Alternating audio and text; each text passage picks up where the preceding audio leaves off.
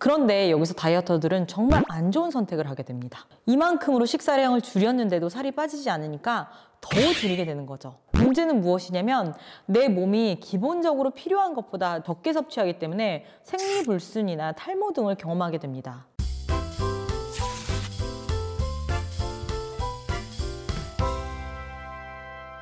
안녕하세요 여러분, 모두의 건강과 행복을 응원하는 러브에코입니다. 여러분, 소식하면 살 빠질까요? 네, 당연히 빠집니다. 하지만 일시적으로입니다. 물론 소식은 건강을 위해 중요합니다. 하지만 여러분이 이 소식을 억지로 살을 빼기 위해서 한다면 이건 좀 다른 이야기죠. 건강을 위한 소식과 다이어트를 위한 과도한 절식은 너무 다른 이야기입니다. 오늘은 여러분이 다이어트를 위해 억지로 너무 적게 드시는 것에 대해서 말씀을 드리겠습니다. 여러분, 당연히 적게 먹으면 처음에는 살이 빠져요. 여러분도 경험해 보신 적 있으시죠? 그런데 이렇게 한번 예를 들어 볼게요. 여러분이 만약 월급 300만 원을 계속 벌고 있었어요. 그래서 이에 맞는 소비를 해왔다고 생각을 해볼게요.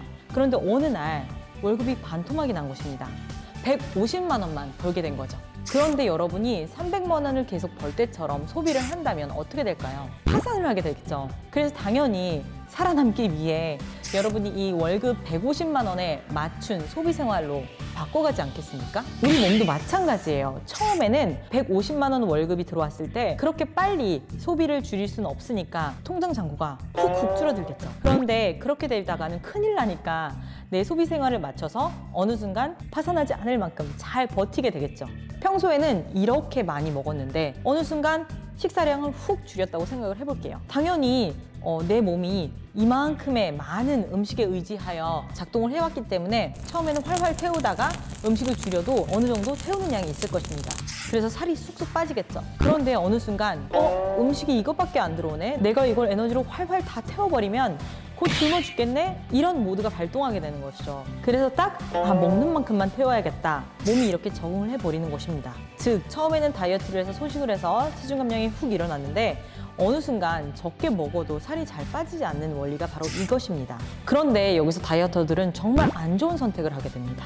이만큼으로 식사량을 줄였는데도 살이 빠지지 않으니까 더 줄이게 되는 거죠. 또 일시적으로 그 식사량을 반으로 줄였으니까 처음에는 체중 감량이 일어날 것입니다. 그런데 마찬가지로 우리 몸은 또 다시 적응을 하게 됩니다. 생존을 위해서. 그래서 어느 순간은 또 체중 감량이 일어나지 않게 되는 것입니다.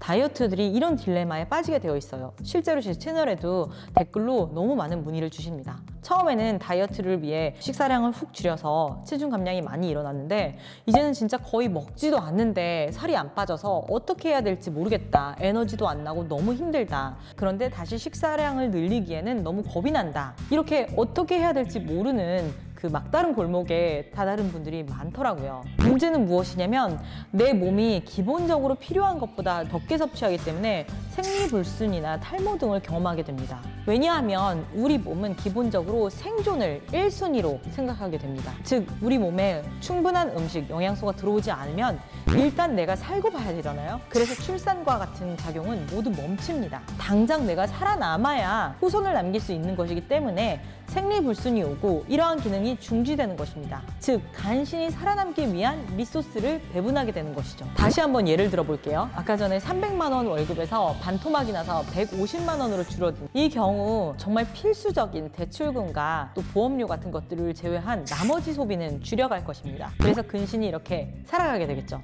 그런데 만약 이 150만 원에서 또 반토막이 나서 75만 원만 들어온다? 이렇게 되면 어떻게 되겠습니까? 그간 열심히 들어놓은 보험을 해지하거나 대출금을 갚지 못하는 상황이 발생할 수도 있어요. 이처럼 우리가 너무 극도로 음식을 절식하게 된다면 우리 몸도 기관 하나하나씩 고장날 수 있는 것입니다. 즉, 이렇게 다이어트를 위한 극도의 저칼로리 소식을 하는 것은 우리의 생존 본능에 어긋난 다이어트 방법입니다. 결과적으로 지속할 수도 없을 뿐만 아니라 지속해서도 안 되는 방법입니다. 또한 인간의 제1번 본능인 생존과 맞서 싸워야 하는 정말 말도 안 되는 방법입니다. 즉, 여러분이 평생 살찌지 않는 몸으로 만들고 또 건강하고 싶다면 우리 몸에 충분한 영양소를 공급하는 건강한 방법으로 지방을 활활 태우는 몸으로 만들어줘야 합니다.